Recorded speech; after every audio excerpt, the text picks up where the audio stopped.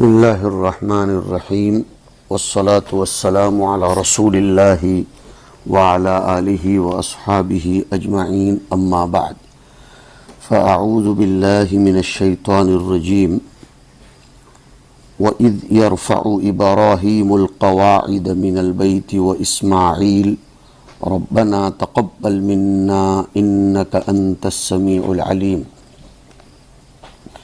حضرت ابراہیم علیہ السلام کے باب میں گفتگو چل رہی ہے، اور اس سے پہلے کعبۃ اللہ کا، مکہ مکرمہ کا بیتی للطائفین کے ذیل میں بیت اللہ کا تذکرہ آیا، تو اب کسی قدر حق تعالی شانہ حضرت ابراہیم کا اور اسماعیل کا بانی کعبہ ہونا بیان فرماتے ہیں۔ چنانچہ اذ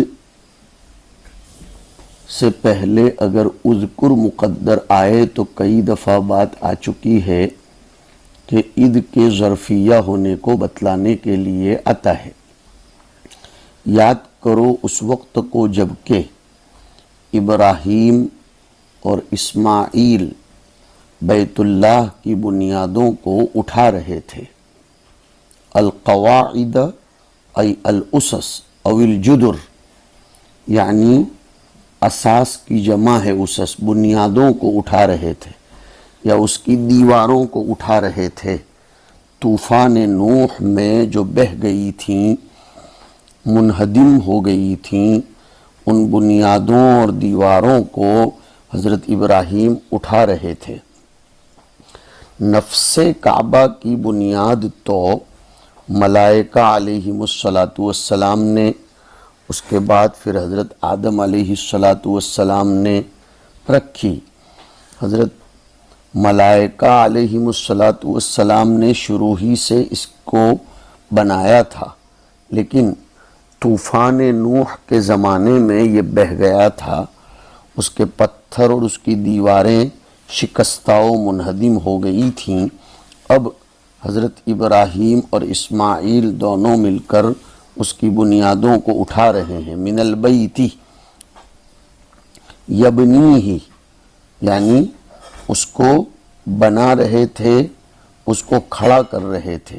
من البیت جار مجرور مل کر متعلق بیرفع، یعنی یرفع من البیت، یہ اٹھا رہے تھے بیت اللہ کو، یعنی اس کی دیواروں کو، اور اسماعیل بھی عطف علی ابراہیم، اسماعیل یہ عطف ہے ابراہیم پر۔ یقولانی، درا حالے کے دونوں کہہ رہے تھے۔ یہ یقولانی مقدر معنی وجہ مقدر یہ ہے کہ یہ جملہ حال بن جائے ابراہیم و اسماعیل سے، اس لیے کہ جملہ انشائیہ حال نہیں بنتا ہے جب تک کہ تقدیر عبارت نہ نکالی جائے۔ اور مضارع سے تعبیر کیا یرفعو کو استحضار کے لیے، حال ماضیہ کے استحضار کے لیے، اس کی عظمت شان کے پیش نظر۔ جب کوئی چیز بہت عظیم الشان ہوتی ہے یا بہت زیادہ قبیح ہوتی ہے، اور اس کی قباحت و شناعت کو، اس کی عظمت کو حاضرین کے دماغوں میں ابھی بھی متصور کرنا مقصود ہو اور اس کی عظمت کو بتلانا مقصود ہو، تو باوجود ماضی کے اس کو مضارع سے تعبیر کر دیا جاتا ہے۔ اس لیے رفع کے بجائے یرفعو فرمایا۔ بہرحال میں عرض یہ کر رہا تھا کہ یقولانی اس لیے مقدر مانا کہ آگے ربنا تقبل منا جملہ انشائیہ ہے، اور جملہ انشائیہ حال نہیں بنتا۔ اب جب یقولانی کو مقدر مان لیا تو یقولانی تو جملہ خبریہ ہے، چنانچہ حال ہونے کی طرف اشارہ کرنے کے لیے اس عبارت کو مقدر مانا گیا۔ تو ابراہیم و اسماعیل کعبۃ اللہ کی بنیادوں کو اٹھا رہے تھے، درا حالے کہ وہ کہہ رہے تھے، دعا کر رہے تھے، اے ہمارے رب ہماری طرف سے قبول فرما لیجئے۔ تقبل منا، اس کا مفعول بھی آیا، ای بناءنا، تقبل کا مفعول بھی ہے، اور مفعول بھی کے ذکر کو یہاں حذف کر دیا گیا ہے، ربنا تقبل منا، ہماری طرف سے قبول فرما لیجئے، بنا انا۔ لیکن مفسرین لکھتے ہیں جیسے شیخ الاسلام ابو سعود رحمۃ اللہ علیہ وغیرہ کہ تقبل کے مفعول بہی کو حذف کر کے دعا میں عمومیت بتلانا مقصود ہے کہ ہماری دیگر جو قرب اور طاعتیں ہوں جن میں سے ایک ابھی ہے یعنی بنائے کعبہ، ان سب کو آپ قبول فرما لیجئے، بے شک آپ سننے والے ہیں للقول ای لدعائنا، ہماری دعا کو، العلیم بالفعل ای بنیاتنا، اور آپ ہمارے اس کام کو، بنائے کعبہ کو، اس کے اندر مضمر نیتوں کو آپ جانتے ہیں کہ ہمارا مقصد کیا ہے۔ اس کو سورہ حج میں بھی ذکر کیا گیا ہے، اور پھر حضرت ابراہیم علیہ السلام کو جو اذن فی الناس وَإِذْ بَوَّأْنَا لِإِبْرَاهِيمَ مَكَانَ الْبَيْتِ أَلَّا تُشْرِكْ بِي شَيْئًا وَطَهِّرْ بَيْتِيَ لِلطَّائِفِينَ وَالْقَائِمِينَ وَالرُّكَّعِ السُّجُودِ وَأَذِّنْ فِي النَّاسِ بِالْحَجِّ يَأْتُوكَ رِجَالًا وَعَلَى كُلِّ ضَامِرٍ يَأْتِينَ مِنْ كُلِّ فَجٍّ عَمِيقٍ۔ اس کو بھی ذرا اس وقت ہمارے طلباء ذہن میں رکھیں۔ ربنا تقبل منا انک انت السمیع للقول العلیم بالفعل۔ بہت زبردست نکتہ علماء کرام نے لکھا ہے کہ تقبل منا فرما رہے ہیں، قبول نہیں فرما رہے کہ ربنا اقبل منا۔ قبول اور تقبل کے درمیان فرق ہے۔ جو چیز لائق پذیرائی ہو وہاں تو قبول کا لفظ استعمال کیا جاتا ہے، اور جو ناقص ہو، درخواست کی جاتی ہو کہ ہماری چیز میں تو نقص ہے، آپ از راہ شفقت و رحمت، لطف و عنایت اسے قبول فرما لیجئے، تو وہاں تقبل آتا ہے۔ یہاں تقبل غایت عجز پر دلالت کرتا ہے کہ ہمارا یہ کام، ہمیں اس کا احساس ہے کہ یہ اس لائق تو نہیں ہے کہ آپ کی خدمت میں قبول کیا جائے اور آپ کی خدمت میں پیش کیا جائے، لیکن آپ کا لطف اور مہربانی ہوگی، آپ بتکلف ہی صحیح لیکن اسے قبول فرما لیں، ورنہ ہم اتنا تو کہہ سکتے ہیں ہماری نیت، ہماری یہ دعا، یہ اخلاص پر ہے۔ ربنا وجعلنا مسلمین لک، یہ ہمارے رب ہم دونوں کو، مسلمین تو مسلم تو تھے، وَلَقَدْ آتَيْنَا إِبْرَاهِيمَ رُشْدَهُ مِن قَبْلُ، یہاں مسلمین بمعنی منقادین لک، ثبات نصیب فرمانا، استقامت نصیب فرمانا۔ اگر مسلم نہ ہوتے تو کعبہ کیوں بناتے، اور مسلم نہ ہوتے تو یہ اپنی بیوی بچوں کو چھوڑ کر اللہ کی نسبت پر کیسے جاتے؟ اس لیے ہم یہ دعا کا مطلب نکالیں گے، ثبات قدمی کی دعا کی جا رہی، یہ ہمارے رب ہم دونوں کو منقادین لک، تیرا فرما بردار بنا دے۔ وَمِن ذُرِّيَّتِنَا أُمَّةً مُسْلِمَةً لَكَ، یہ من ذریتنا جار مجرور مل کر متعلق ہے اجعل کا، اور ہماری ذریت میں سے ایک جماعت ایسی پیدا فرما جو تیرے احکام کے سامنے سراپا تسلیم ہو، مسلمان ہو۔ یہیں دیکھو امت کا نام، یعنی اس امت کا نام جس میں الحمدللہ پیدا ہونے کا شرف اللہ نے ہمیں عنایت فرمایا ہے، اس کا نام حضرت ابراہیم نے کعبۃ اللہ کی چھتر چھایا اور اس کی سایہ میں مسلمان رکھا۔ ملت ابیکم ابراہیم هو سماکم المسلمین۔ تو ہماری ذریت میں سے ای اولادنا امتن جماعتن مسلمۃ لک۔ ومن ذریتنا میں من کیوں آیا؟ من لانے کی کیا ضرورت؟ جواب دیا ومن للتبعیض و اتی به، یعنی اتی من لتقدم قوله تعالی لا ینال عہد الظالمین، یا اتا ابراہیم بمن لتقدم قوله، جس میں اشارہ پایا گیا تھا آگے جو قول آیا تھا لا ینال عہد الظالمین میں، کہ تمہاری بعض ذریت کافر ہوگی، پوری کی پوری ذریت امامت کے لائق نہیں ہوگی۔ اس لیے حضرت ابراہیم علیہ السلام فرما رہے ہیں وَمِن ذُرِّيَّتِنَا أُمَّةً مُسْلِمَةً لَكَ، ہماری ذریت میں سے ایک امت کو، ایک جماعت کو پیدا فرما جو تیرے احکام کے سامنے تسلیم کرنے والی ہو، اور وَأَرِنَا مَنَاسِكَنَا، ہمیں ہمارے حج کے طریقے سکھا یا ہماری عبادتوں کے طریقے سکھا، اس لیے کہ مسلمتاً جب ہوں گے تو پھر اسلام کے لیے عبادت ہوگی، اور عبادت کے طریقے جاننا ضروری ہے۔ پتہ چلا کہ صرف عبادت ہی عبادت مقصود نہیں ہے، عبادت علی نہج النبوت ہو، عبادت علی نہج الشریعت ہو۔ اسی لیے بزرگوں نے لکھا ہے مسائل کا علم ضروری ہے، فضائل اگر نہیں بھی جانتے تو کام چلے گا، اس لیے کہ تصحیح عبادات علم المسائل پر موقوف ہے، علم الفضائل پر نہیں۔ اس ٹکڑے سے بھی پتہ چلتا ہے کہ علم کتنا اہم ہے، فقہ کا علم، تعلیمات اسلامیہ، عبادات کی ادائیگی کا طریقہ سیکھنا کتنا ضروری ہے۔ وَأَرِنَا مَنَاسِكَنَا، ارینا بمعنی علمنا، ہمیں ہمارے مناسک سکھا دے، دکھا دے۔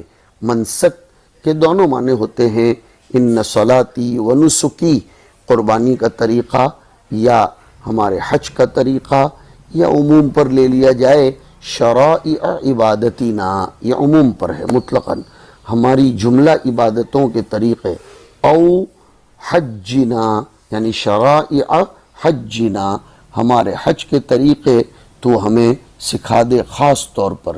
تو مناسک منسک کی اور منسک دونوں کی جماعتی ہے، تعبد کے معنی میں آتا ہے نسکہ، کہ ہم جہاں بھی عبادت کریں عبادت کے طریقے ہمیں بتلا دے۔ بالخصوص یہ کعبۃ اللہ ہے، یہاں لوگ حج کرنے آئیں گے، ہمیں بھی اس کا کس طرح تقدس، ادب و احترام اور یہاں کس انداز میں عبادت کرنی چاہیے، بالخصوص وہ عبادت جو صرف اور صرف اسی جگہ سے متعلق ہے جس کا نام حج و عمرہ ہے، اس کے طریقے ہمیں سکھا دیجئے۔ وَتُبْ عَلَيْنَا، اور اگر ان طریقوں کی ادائیگی میں کچھ کوتاہی ہو جائے تو پیشگی ہم تجھ سے معافی چاہتے ہیں، ہمیں معاف کر دیجئے۔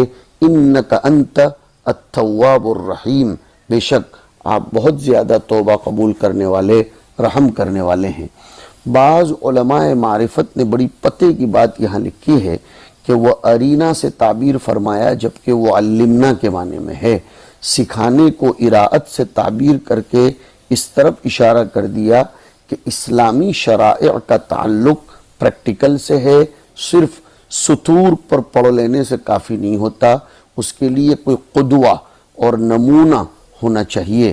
صلو کما رأیتمونی اصلی، یہ کر کے بتایا جاتا ہے، اراءت کی جاتی ہے، صرف بول کر اس کی تعلیم نہیں دی جاتی۔ تو اگر یہ سوال ہو کہ تعلیم کو اراءت سے تعبیر کیوں کیا، تو اس کا جواب میں آپ کو دے رہا ہوں۔ بعض لوگوں نے یہ بات بھی لکھی ہے کہ ای بصرنا، ہمیں دکھا دیجئے۔ چنانچہ اللہ تعالیٰ نے حضرت جبرائیل علیہ السلام کو باقاعدہ امام بنا کر بھیجا، اور انہوں نے حضور اکرم صلی اللہ علیہ وسلم کو نماز پڑھ کر دکھلائی، نہ کہ صرف سکھلائی، سکھلائی بھی دکھلائی بھی، اور حضور نے بھی کر کے بتایا۔ بلکہ بعض موقعوں پر تو اللہ کے رسول علیہ السلام منبر پر تشریف لے جاتے تھے، اسی پر قیام کرتے تھے، صرف سجدہ کرنے کے لیے منبر سے نیچے اترتے تھے اور وہاں فرماتے تھے انما فعلت هذا لتأتموا بی ولتعلموا صلاتی۔ اسی طریقے سے ایک صحابی نماز کے اوقات پوچھنے کے لیے، سیکھنے کے لیے تشریف لائے تھے، حضور نے فرمایا تھا اقیم معنا یومین۔ اور وضو کی روایات میں بھی ہم دیکھتے ہیں صحابہ نے کر کے بتایا، حضرت مقداد ابن اسود، حضرت علی، حضرت عبداللہ ابن عمرو ابن عاص، حضرت مغیرہ ابن شعبہ، حضرت حذیفہ، اور اسی طریقے سے ربیع بنت معاوذ ابن عفراء رضی اللہ عنہم اجمعین۔ ان سب کی مسانید کو امام ابو داؤد رضی اللہ تعالیٰ عنہ وضو کے باب میں لائے ہیں کہ انہوں نے باقاعدہ وضو کر کے بتایا، صرف کہہ کے نہیں بتایا، کر کے۔ تو یہاں دونوں تقریریں کی جائیں گی کہ یہاں علمنا، ارینا بمعنی علمنا، یہ رؤیت علم کے قبیل سے ہے، جیسے علم تر کیف فعل ربک یا علم تر ربک، کیف مد الظل، علم تر تم نے دیکھا نہیں، یعنی کیا تم نے جانا نہیں، علم تر کیف فعل ربک باصحاب الفیل۔ تو ارینا رویت سے ہے، ابصار کے معنی میں یا تعریف کے معنی میں یا تعلیم کے معنی میں، خاص نقطے کی طرف میں نے آپ کو اشارہ کر دیا۔ اب ایک سوال یہ پیدا ہو رہا تھا کہ ابراہیم و اسماعیل دونوں تو نبی ہیں، یہ دونوں توبہ کیوں کر رہے ہیں؟ جواب دیا، سألا ای ابراہیم و اسماعیل، ہو ای اللہ، التوبۃ مع عصمتہما تواضعا و تعلیما لذریتہما۔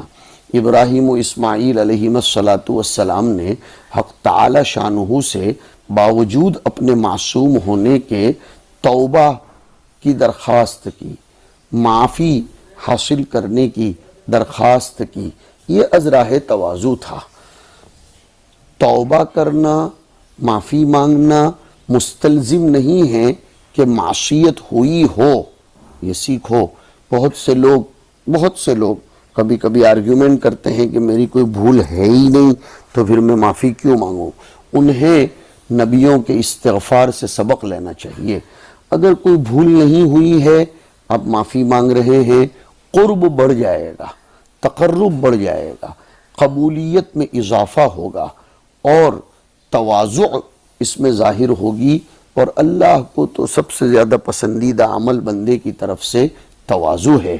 تو ایک وجہ تو یہ ہے تواضعاً ان دونوں نے، اس سے پتہ چلا کہ انبیاء جہاں جہاں استغفار ان کے باب میں وارد ہوا وہ تواضعاً ہوتا ہے، اور دوسری وجہ ہے وہ تعلیماً لذریتہما، ان کی ذریت کو سکھانے کے لیے کہ جب ہم سے کوئی سبقت معصیت ہوئی نہیں ہے پھر بھی ہم توبہ کرتے ہیں، تو اب جن لوگوں سے اگر معصیت ہو جائے تو ان کو تو بدرجہ اولا توبہ کرنی چاہیے۔ پھر اب دعا فرما رہے ہیں کہ یہ مکان تو ہم نے بنا دیا، یہ گھر سدا آباد رہے، اس میں چراغ توحید ہمیشہ جلتا رہے، اس لیے یہاں ایک رہبر بشکل رسول پیدا فرما، اس ذریت میں خاص طور پر ومن ذریتنا امۃ مسلمۃ لک، جو رہبر اس گھر کے تقدس کو سکھائے، اس گھر کی عبادات و آداب کو سکھائے، اور جو رہبر تیرے ذکر کرنے کی طرف امت کو متوجہ کرے، تیری کتاب و سنت کی انہیں تعلیم دے، انہیں دانش مندی کے سبق سکھائے، اور ان کے اندر جو کچھ گڑبڑیں بھری ہوئی ہیں ان ساری آلودگیوں سے ان کو پاک کرے۔ ربنا وابعث فیہم ای اہل البیت، یہ گھرانے والوں میں، اس گھر والوں میں یعنی مکے والوں میں، اس کعبۃ اللہ کے ارد گرد جو لوگ بستے ہوں، ذریت جو میں نے مانگی امت، اس کی اندر تو ایک رسول مبعوث فرما۔ مبعوث کے لفظ میں خاص طور پر تخصیص کی طرف اشارہ ہے، اہمیت کی طرف اشارہ ہے۔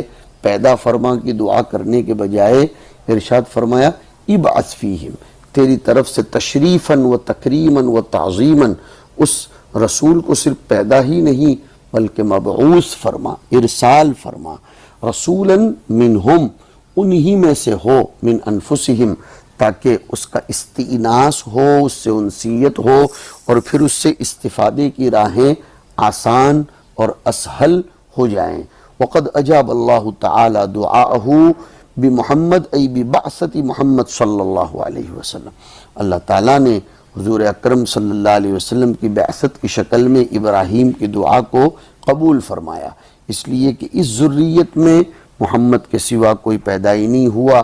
اسی لیے مسند احمد میں ایک روایت آئی، مرفوعاً ہے، حضور اس کو قبول فرما رہے ہیں اور ارشاد فرما رہے ہیں انا دعوت ابی ابراہیم، اعتراف فرما کہ میں میرے والد ابراہیم کی دعاؤں کا ثمرہ ہوں۔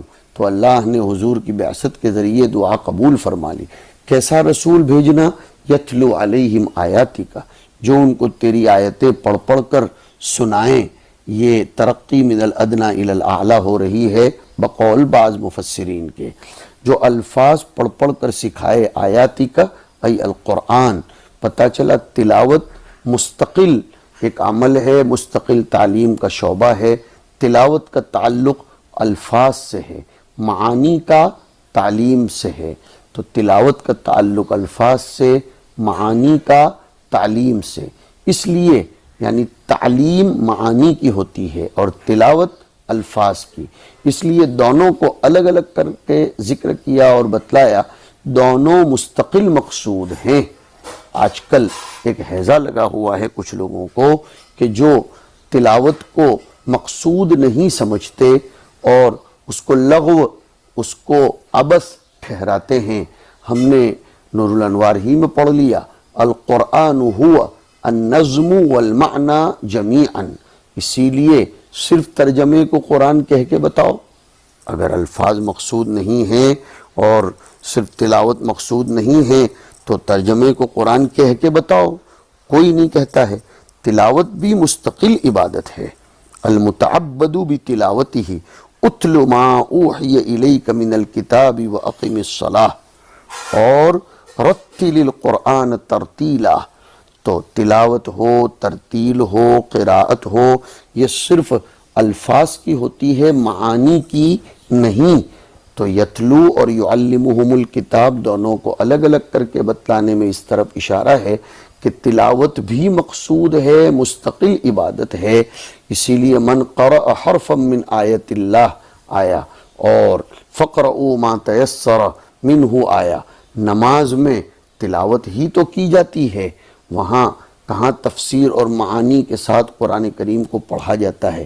اصل میں یہ تعبد ہے اور شان عبدیت کا کمال تعبد ہی میں ہے.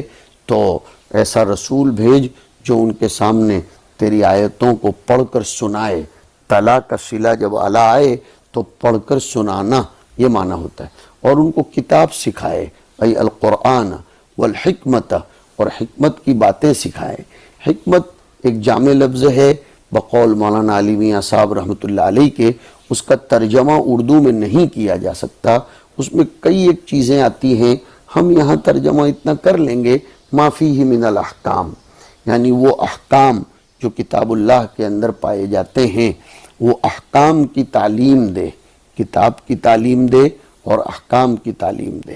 بعض لوگوں نے فرمایا الحکمت سے مراد ہے سنت. امام مجاہد فرماتے ہیں الحکمت ای فہم القرآن.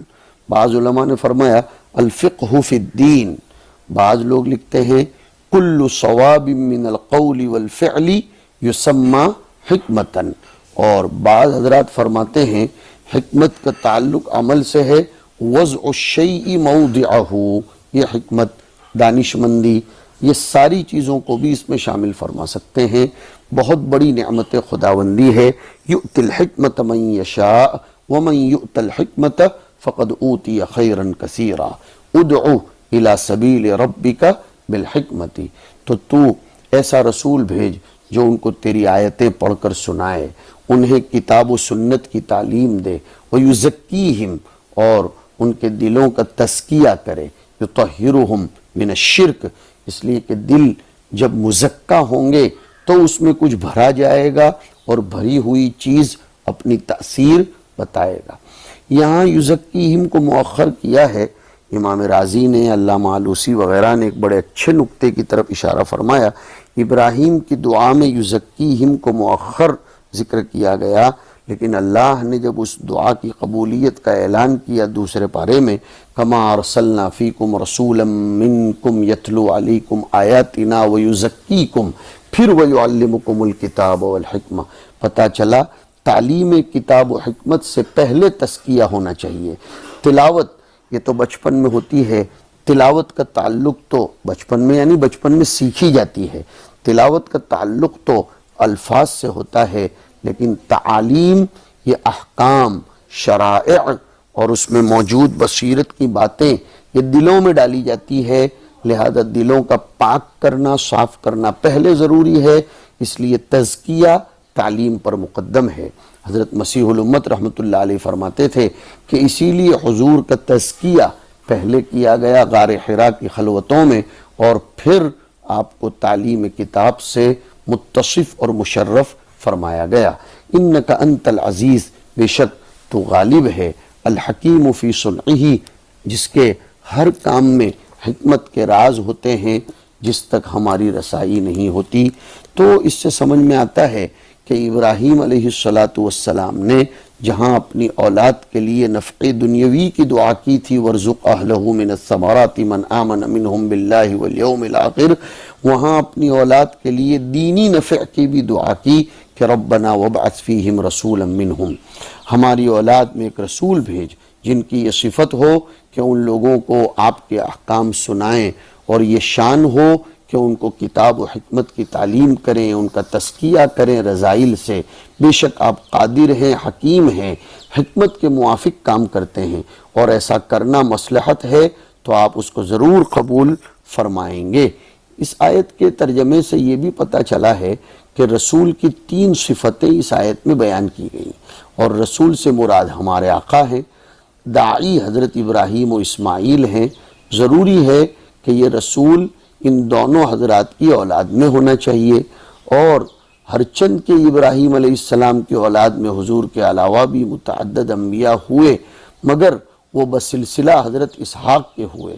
حضرت اسماعیل کے سلسلے میں حضور ہی ہیں، لہذا آپ ہی مراد ہوئے۔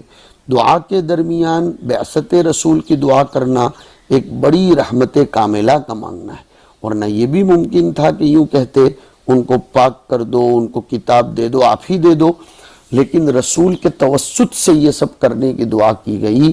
تعلیم بواسطہ وحی اس تعلیم سے افضل ہے جو کہ بلا واسطہ وحی کے بذریعے الہام کے ہو۔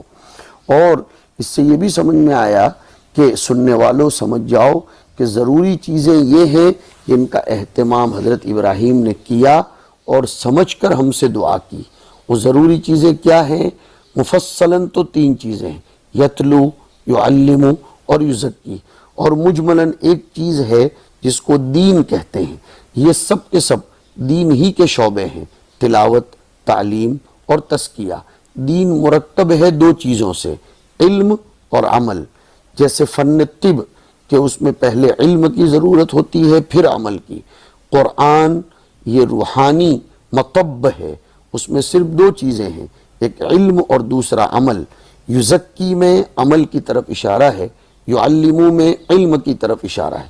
پتہ چلا سننے والوں اہتمام کے قابل 2 چیزیں ہیں، سمجھو، علم اور عمل۔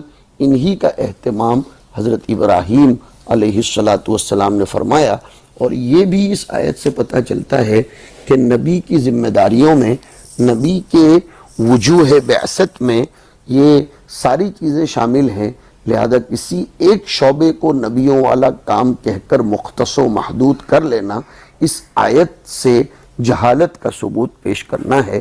اللہ تعالیٰ بصیرت و بصارت دونوں سے مشرف فرمائے۔